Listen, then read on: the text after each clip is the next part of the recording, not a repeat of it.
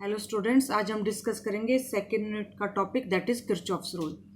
सबसे पहले हम किरचॉफ रूल का यूज़ किस लिए करते हैं? हम इसका यूज़ करते हैं for finding current and voltage. इससे पहले हमने डिस्कस किया था करंट और वोल्टेज का relation, that is Ohm's law, V is equal to IR।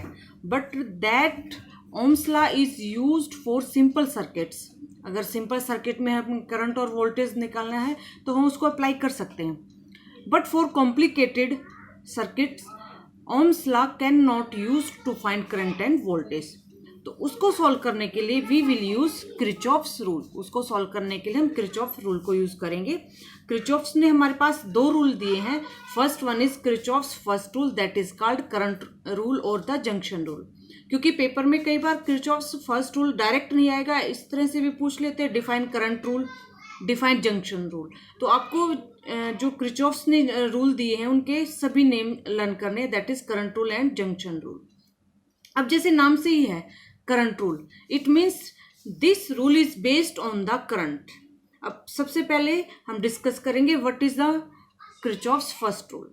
According to this rule the algebraic sum of the various current meeting at a junction in a closed circuit is always zero.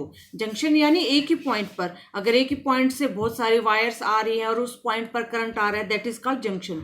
तो उस point पर जो various currents का algebraic sum है वो हमेशा क्या होता है? That is always zero. Algebraic sum of all the currents meeting at a point, और we can say that meeting at a junction is always zero. Now what is the sign convention? Sign convention हम कैसे लेंगे? If the current is moving towards the junction, then it is taken as positive. If the current is moving away from the junction, that is taken as negative. अगर current उस point या उस junction की तरफ आ रहा है तो उस टाइम उसको हम क्या लेके चलेंगे? पॉजिटिव। और करंट अगर हमारा उस जंक्शन या उस पॉइंट से दूर जा रहा है तो उसको हम क्या लेके चलेंगे? Negative. Now we will discuss with the help of example. I have considered this circuit. O is the junction, or we can say that O is the point at which different currents are moving towards this junction and different currents are moving away from the junction. Now from this figure we can see that current I1, I2 are moving towards the junction O, and I3 is moving away from the junction. I4 is always moving away from, also moving away from the junction, and the current I5 is moving towards the junction. यानी यहाँ पर कुछ current ऐसे हैं जो move कर रहे हैं O की तरफ, और कुछ करंट ऐसे हैं जो क्या कर रहे हैं? O से दूर जाते जा रहे हैं। तो जो अभी हमने साइन कन्वेंशन लिया था कि जो करंट O पॉइंट की तरफ आएंगे that is moving towards the O point O, that will be taken as positive, and those currents which are moving away from this point O, they will be taken as negative. अब हम sign convention देखें तो पहले हम देखते हैं junction की तरफ कौन कौन सा करंट। अब सबसे पहले I1 मूव करता है, I1 देखते हैं। I1 is moving towards the point O, it means it is taken as positive. इसको हम क्या लेके चलेंगे? पॉजिटिव। तो I1 is taken as positive. I2 is also moving towards the point O, then it is also taken as positive. तो I2 को भी हमने क्या लिया है? पॉजिटिव लिया है। Now current I3 is moving away from this point O. I3 इस पॉइंट से दूर जाता जा रहा है, तो it means it is taken as negative. I3 is taken as negative. I4 is also moving away from this point O. I4 से दूर जा रहा है, तो that is also taken as negative. उसको भी हमने क्या लिया? Negative. Now I5 is moving towards the point O, then it is taken as positive. It means यहाँ पर हमने देख लिया है जो करंट O की तरफ आ रहे हैं उनको हमने पॉजिटिव लिया है, और जो करंट O को छोड़कर जा रहे हैं, O से दूर जाते जा रहे हैं, उनको हमने क्या लिया है? नेगेटिव। तो इसको हमने एल्जेब्रिक सम लिया है, यानी जो क्योंकि जो हम लेते हैं कि इसका जो करंट है एल्जेब्रिक सम, यानी जो आ रहा है दैट इज पॉजिटिव और जो यहाँ से जा रहा है नेगेटिव। अगर हम पॉजिटिव टर्म्स को एक तरफ ले और नेगेटिव टर्म्स को एक तरफ ले, तो पॉजिटिव टर्म कौन सी है हमारे पास? I1, I2 और I5, और नेगेटिव टर्म कौन सी है? I3 and I4। तो ये उधर जाके पॉजिटिव होंगी। यानी इस रूल से हमें क्या मिल रहा है कि जो करंट पॉइंट O पर आ रहे हैं, that means all the currents which are moving towards the point O is equal to the sum of the currents which are moving away from the point O, यानी जितने current ऊपर आ रहे हैं उनका सम और जितने करंट ओ को छोड़कर जा रहे हैं उनका सम हमेशा क्या होगा, पॉजिटिव आएगा। ये किस लिए है? It is based upon the law of conservation of charge. It is very important point कि ये किस पर बेस्ड है? This rule is based upon the law of conservation of charge, क्योंकि इस पॉइंट पर कोई भी चार्ज एक्यूमुलेट नहीं होगा, क्योंकि करंट का फॉर्मूला हमने पढ़ा था rate of flow of electric charge, यानी करंट मूव कर रहा है तो क्या मूव कर रहा है, चार्ज मूव कर रहा है। तो चार्ज मूव कर रहा है तो जितना इस पॉइंट पर चार्ज इकट्ठा होगा और जितना इस पॉइंट पर चार्ज जाएगा वो हमेशा क्या होगा, बराबर होगा। पॉइंट ओ पर चार्ज एक्यूमुलेट नहीं होगा, पॉइंट ओ पर चार्ज कोई भी इकट्ठा नहीं होगा, ये हमेशा न्यूट्रल रहेगा। तो जितना चार्ज पॉइंट ओ पर आएगा और जितना चार्ज इस पॉइंट ओ को छोड़कर जाएगा वो हमेशा क्या होंगे, इक्वल होंगे। तो it is based upon the law of conservation of charge, यानी पॉइंट ओ पर कोई भी चार्ज एक्यूमुलेट और वी कैन से दैट कोई भी चार्ज यहाँ पर इकट्ठा नहीं होगा। तो this is the Kirchhoff's first rule, जो किस पर बेस्ड था, करंट पर, कि करंट अगर किसी पॉइंट पर आ रहा है तो पॉजिटिव है and if it is moving away from the junction then it is taken as negative. Now second rule is Kirchhoff's second rule, that is called voltage rule, loop rule और the mesh rule. तीनों ही हमारे इसी के ऊपर based है। Voltage rule भी कहते हैं इसको, लूप रूल भी कहते हैं और हम इसको मैश रूल भी कहते हैं। अब ये क्या कहता है कि इन ए क्लोज्ड लूप, लूप हमारे पास क्लोज्ड सर्किट होता है, the algebraic sum of the potential must be zero. जितने भी हमारे पास पोटेंशियल होंगे उस लूप में, उस क्लोज्ड सर्किट में, उन सबका सम क्या आएगा, हमारे पास जीरो आएगा। अब हमारे पास, क्योंकि अगर हम कोई क्लोज सर्किट लेते हैं तो वहां पर हमारे पास क्या होगा, रेजिस्टेंस भी होंगे और वहां पर सोर्स ऑफ ईएमएफ भी होगा। तो हम दूसरी तरीके से क्या कह सकते हैं कि algebraic sum of the EMF is equal to the algebraic sum of the various resistance and the respective current. यानी अगर हम ईएमएफ ले रहे हैं तो EMF is also consider as the potential, और करंट अगर हमारे पास कोई रेजिस्टेंस है उसके अक्रॉस पोटेंशियल कितना होगा, आई इंटू में आर। यानी ये रूल क्या कह रहा है कि जितने ईएमएफ हैं उनका सम किसके इक्वल होगा, the product of the current and the resistance. यानी उस लूप के अंदर जितने भी हमारे पास रेजिस्टेंस आएंगे उसके अक्रॉस जो पोटेंशियल ड्रॉप होगा वो क्या होगा, हमारा बराबर होगा। तो जो ईएमएफ है that will be is equal to I into में आर। तो हम इस रूल को भी यूज कर सकते हैं। ये डेफिनेशन एक ही है, इसमें हमने सारा क्या है, सबका पोटेंशियल लिया है। इसमें क्या लिया है हमने, ईएमएफ को, जो ईएमएफ सोर्स हो, ईएमएफ होगा वो जितने भी उस लूप में जितने भी रेजिस्टेंस होंगे सब में इक्वली डिस्ट्रीब्यूट होगा, अकॉर्डिंग टू इक्वली नहीं sorry according to their resistance वो डिस्ट्रीब्यूट होंगे। लेकिन जितने ईएमएफ सोर्स होंगे और जितने भी हमारे पास रेजिस्टेंस होंगे उनके अक्रॉस जो पोटेंशियल ड्रॉप होगा वो हमेशा क्या होगा, इक्वल होगा। अब इसके लिए भी हमें साइन कन्वेंशन यूज करेंगे।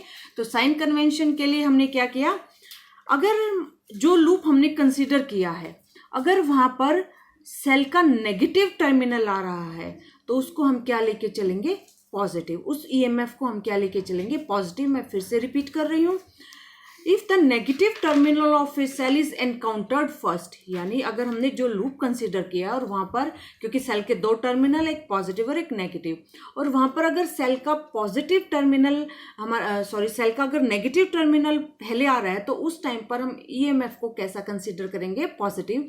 और अगर उस लूप में सेल का पॉजिटिव टर्मिनल पहले आ गया तो वहां पर ईएमएफ हम क्या लेंगे, नेगेटिव। वो हम जब एग्जाम्पल लेके बताऊंगी अच्छी तरह से बता दूंगी मैं। इफ द दूसरा है, अब हमारे पास, ये तो ईएमएफ की बात होगी। अब हमारे पास आ रहा है करंट, क्योंकि हमें पोटेंशियल ड्रॉप लेना है तो कब पोटेंशियल ड्रॉप पॉजिटिव होगा, कब नेगेटिव होगा। If the direction of the current is same as that of the loop, यानी हमने जो लूप कंसीडर किया है और उस रेजिस्टेंस में जो करंट फ्लो कर रहा है उसकी भी वही डायरेक्शन है, in that case the product of I into में R, it means potential drop is taken as positive. ये हम अप्लाई करेंगे तब हम इसको अच्छी तरह से समझ लेंगे। अब ये किसके ऊपर बेस्ड है, important question, it is based upon the law of conservation of energy. क्योंकि लूप कंसीडर कर रहे हैं हम, क्लोज्ड पाथ ले रहे हैं और electrostatic forces conservative in nature, यानी एक लूप के अंदर जितना भी वर्क डन करना पड़ेगा वो सारा वर्क डन क्या होता है, zero. It means it is based upon the law of conservation of energy. अब हम क्या करेंगे, इस लूप रूल को जो हमने दोनों रूल पढ़े हैं, सबसे पहले हमने करंट रूल पढ़ा, उसके बाद हमने क्या पढ़ा, वोल्टेज रूल। अब हम इस दोनों रूल को हम किस तरह से किसी सर्किट में अप्लाई कर सकते हैं उसको हम यहाँ पर डिस्कस करेंगे। इसके लिए हमने क्या किया, एक सर्किट कंसिडर किया है। This is the circuit. इसमें हमने दो सोर्स ऑफ ईएमएफ यूज किए हैं, E1 and E2 are the two. इसको एप्सिलॉन नहीं पढ़ेंगे, हम इसको E1 ही पढ़ेंगे। E1 and E2 are the two source of EMF. R1, R2, R3 are the resistance. ये हमारे पास 3 रेजिस्टेंस है। तो जहां जहां पर जंक्शन है, यानी जहां जहां पर हमारे पास पॉइंट्स है, वहां पर मैंने नाम रख दिया ABCDEF।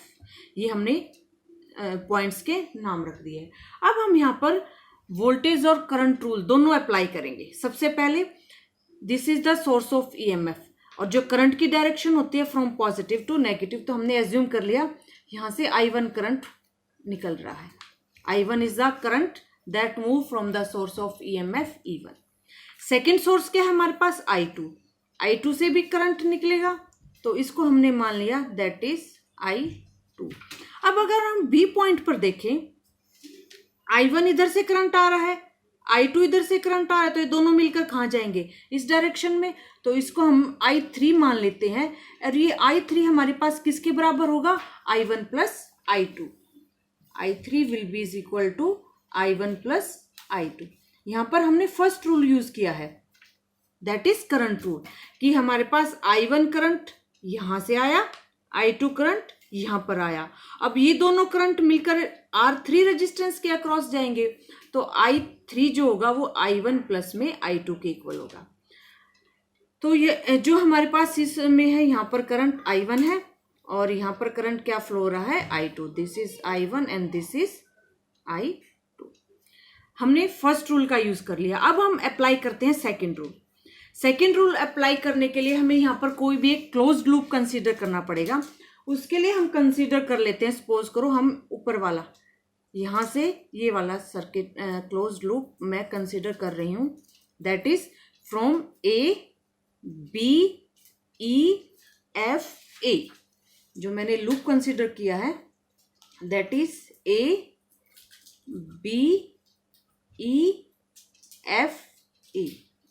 ऊपर वाला मैंने क्लोज लूप कंसीडर कर लिया है। अब हम यहाँ पर पहले सोर्स ऑफ ईएमएफ देखते हैं। अगर मैं इस डायरेक्शन में जाती हूँ तो सोर्स ऑफ ईएमएफ पर जब मैं पहुंचती हूँ तो कौन सा टर्मिनल पहले आता है, नेगेटिव। और हमने ये पढ़ा था कि अगर नेगेटिव टर्मिनल पहले आता है तो वहां पर हम ईएमएफ को कैसा लेके चलेंगे, पॉजिटिव। इट मीन्स इसकी ईएमएफ क्या लेके चलेंगे हम, positive, that is E1। Source एक ही था, E1 इज इक्वल टू, अब हम लेंगे पोटेंशियल ड्रॉप जितने भी रेजिस्टेंस है। अब यहाँ पर 2 रेजिस्टेंस है, R1 एंड R3। तो सबसे पहले हम R1 के अक्रॉस देखते हैं। देखो बेटा, लूप हमारा कहाँ से जा रहा है, इस डायरेक्शन में, फ्रॉम F टू A, और यही डायरेक्शन क्या है हमारी करंट की। इट मीन्स रेजिस्टेंस R जो है, R1 है, उसमें करंट की भी वही डायरेक्शन है और लूप भी वही है। इट मीन्स यहाँ पर इस रेजिस्टेंस के अक्रॉस जो पोटेंशियल ड्रॉप होगा वो कैसा होगा, हमारे पास पॉजिटिव होगा। यही हमने पढ़ा था, अगर करंट की वही डायरेक्शन है जो हमने लूप कंसीडर किया, तो in that case product of I and R is taken as positive. तो इस रेजिस्टेंस की पोटेंशियल ड्रॉप पॉजिटिव होगी, इसमें करंट I1 फ्लो कर रहा है और रेजिस्टेंस क्या है, R1। तो हमारे पास हो जाएगा I1 इंटू में R1। अब हम बात करते हैं रेजिस्टेंस R3 की। रेजिस्टेंस R3 देखे तो लूप देखे तो हमारा इस डायरेक्शन में, यानी AB से हम इस डायरेक्शन में जा रहे हैं, और यही डायरेक्शन क्या है हमारे पास, करंट की। इट मीन्स करंट और जो हमने लूप कंसीडर किया है दोनों क्या है, सेम डायरेक्शन में है। तो इन दैट केस इसके अक्रॉस भी जो पोटेंशियल ड्रॉप होगी that will be taken as positive. It means plus I3 और इंटू में R3। आई थिंक आप सबको ये क्लियर हो गया जो मैंने यहाँ पर लिया है। अब मैं एक सेकेंड लूप और कंसीडर करती हूँ नीचे वाला, इस डायरेक्शन में, दैट इज फ्रॉम BCDEB। जो सेकेंड लूप मैं कंसीडर कर रही हूँ BCDEB, मैंने नीचे वाला लूप अब कंसीडर किया है। अब हम यहाँ पर फिर वही लगाएंगे, जो हमने वोल्टेज रूल अभी पढ़ा था, सेकंड रूल। सबसे पहले हम ईएमएफ को देखते हैं। अगर मैं ये कंसीडर कर रही हूँ तो यहाँ पर कौन सा आ रहा है मेरे पास, पॉजिटिव टर्मिनल आ रहा है। It means in that case this EMF is taken as negative, that is minus में I2। ओके, अब हम पोटेंशियल ड्रॉप की बात करेंगे। अगर मैं सबसे पहले रेजिस्टेंस R2 की बात कर रही हूँ, मैंने जो लूप कंसीडर किया है वो इस डायरेक्शन में कंसीडर किया है, और करंट की डायरेक्शन क्या है, अपोजिट है। It means current is opposite to the loop, यानी जो करंट की डायरेक्शन है लूप से अपोजिट है। इट मीन्स इस रेजिस्टेंस के अक्रॉस जो पोटेंशियल ड्रॉप होगा वो कैसा होगा हमारे पास, नेगेटिव, दैट इज माइनस में I2 और इनटू में R2। R2 के अक्रॉस ले लिया। अब हम बात करेंगे I3 की बात करें तो लूप इस डायरेक्शन में है मेरा, और करंट क्या आ रहा है इससे अपोजिट। इट मीन्स जो लूप मैंने कंसिडर किया है और जो करंट की डायरेक्शन है वो R3 के अक्रॉस क्या है, अपोजिट है। It means in that case the potential drop is taken as negative, that is minus में I3 इनटू में R3। तो हमने दो लूप कंसिडर करके देखो, जितना अभी हमने पढ़ा है मैंने दोनों के ऊपर अप्लाई किया है, और शायद आपको मोस्टली करंट और वोल्टेज किस तरह से हम पॉजिटिव नेगेटिव लेंगे वो आपको मोस्टली समझ में आ चुका होगा। अब हम एक लूप और कंसीडर करते हैं, उससे आपको बिल्कुल अच्छी तरह से कंसीडर होगा, जो सबसे बड़ा लूप है, फ्रॉम ACDFA। थर्ड लूप और कंसीडर कर रही हूं मैं, इससे आपको और क्लियर हो जाएगा। ACDFA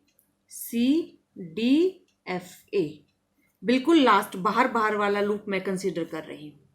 अब हम यहाँ से पहले ईएमएफ देखते हैं। अगर मैं पहले E1 की बात करती हूँ तो जो मैंने लूप कंसीडर कर रही हूँ तो पहला टर्मिनल क्या आ रहा है मेरे पास, नेगेटिव आ रहा है, तो E1 को मैं क्या लेके चलूंगी, पॉजिटिव। और अगर मैं E2 की बात कर रही हूँ तो वो मेरे पास क्या आ रहा है, पॉजिटिव टर्मिनल आ रहा है पहला लूप के अकॉर्डिंग, तो यहाँ पर E2 को हम क्या लेके चलेंगे, माइनस E2। अब ईएमएफ की तो बात होगी। अब हम देखते हैं पोटेंशियल ड्रॉप। सबसे पहले हम बात करते हैं R1 की। अगर जो मैंने लूप कंसीडर किया है इस डायरेक्शन में है मेरे पास, तो यही डायरेक्शन तो करंट की और यही मेरे पास क्या है, लूप की है। इट मीन्स जो R1 के अक्रॉस पोटेंशियल ड्रॉप है that will be taken as positive, यानी I1 इनटू में R1। अब मैं बात करती हूँ R2 की। R2 की अगर मैं बात करूँ तो I2 इस डायरेक्शन में जा रहा है फ्रॉम D टू C, और जो लूप मैंने कंसीडर किया है that is from C to D। It means loop is opposite to the direction of the current. It means the potential drop that will be taken across R2 will be negative, क्योंकि हमारे पास जो loop है वो इस direction में और जो current इससे अपोजिट डायरेक्शन में है। It means it will be minus में I2 इनटू में R2। तो बच्चों जो हमने दोनों साइन कन्वेंशन पढ़े हैं कि कब हमें ईएमएफ को पॉजिटिव लेना है, कब हमें पोटेंशियल ड्रॉप को पॉजिटिव लेना है, आई थिंक आपको मोस्टली ये कॉन्सेप्ट क्लियर हो चुका होगा।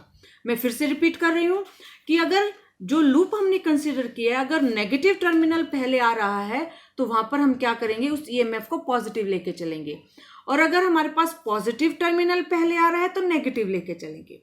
और पोटेंशियल ड्रॉप का पॉजिटिव नेगेटिव सिंपल है, अगर लूप और करंट दोनों सेम डायरेक्शन में है तो पॉजिटिव, लेकिन लूप और करंट अगर एक दूसरे से अपोजिट है तो वहां पर हम क्या लेके चलेंगे, उसको नेगेटिव।